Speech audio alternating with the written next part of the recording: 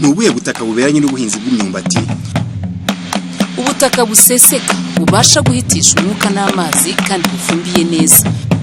Umurimo utabiye neza kandi utari mu rwiri. Imyumbati niyihanganira ubutaka burekamo amazi.